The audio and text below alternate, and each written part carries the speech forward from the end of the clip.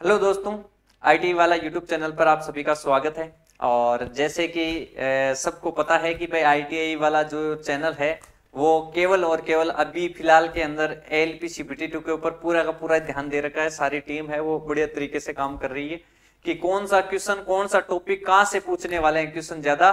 तो आज के सेशन के अंदर हम बताने वाले हैं फिटर वालों के लिए, फिटर वालों को इंपोर्टेंट टॉपिक के कौन से टॉपिक पर आपको ज्यादा ध्यान देना चाहिए, वहां से आपके सारे के सारे क्वेश्चन पूछने वाले हैं।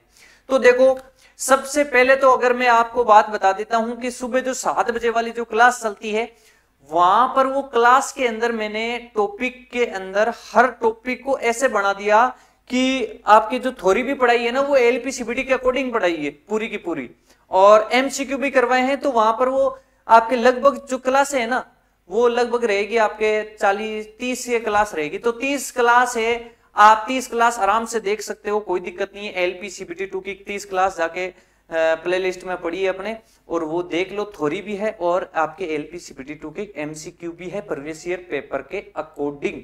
ठीक है, अब हम बात करते हैं इनके बारे में कि कोई कौन सा टॉपिक आपके इंपोर्टेंट है, कौन से टॉपिक पे आपको ज्यादा ध्यान देना चाहिए।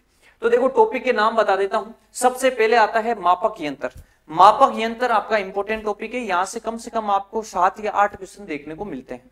ठीक है, इसके बाद में मार्किंग टूल वाला टॉपिक है, ये आपके PDF मिल जाएगी टेलीग्राम पर, तो इसको अच्छे से ध्यान रख लेना भाई।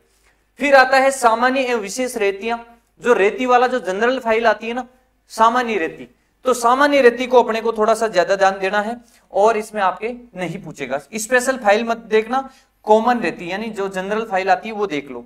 इसके बाद में हेक्सा एंड पावर सा, यहां से भी क्वेश्चन आपके काफी ज्यादा पूछे जाते हैं, जो हेक्सा ब्लेड से क्वेश्चन पूछे जाते हैं। और फिर आता है चीजल एवं स्क्रैपर, तो चीजल वाला, स्क्रैपर को छोड़ो, चीजल से आपके क्या है 2 या 3 क्वेश्चन आपके पूछ सकता है, तो चीजल अपने को देख लेना, ये इंपॉर्टेंट हो गया।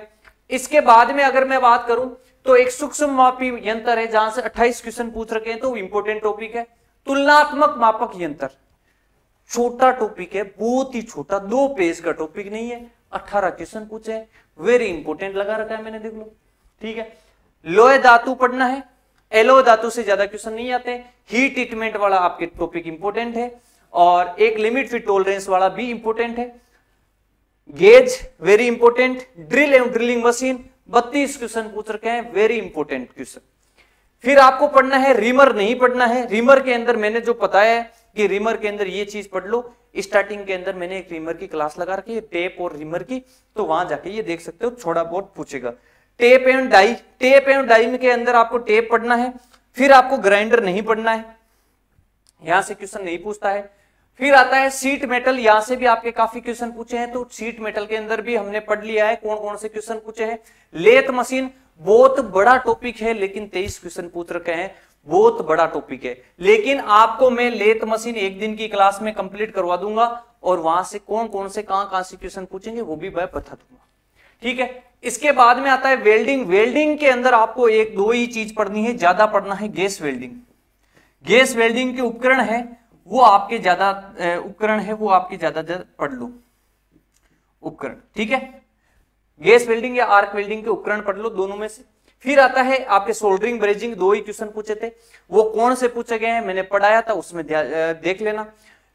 स्क्रू थ्रेड, यानी जो थ्रेड वाला टॉपिक है, थ्रेड से आपके क्वेश्चन आएंगे, स्क्रू से नहीं, केवल थ्रेड से।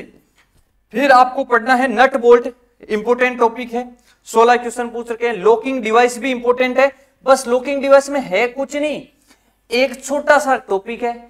ठीक है, और इतने 8 क्वेश्चन पूछ रखे हैं, तो उसमें है कुछ नहीं, याद करने की सारे के सारे जुगाड़ है, जो मैंने बहुत अच्छे से समझा दिया उसमें।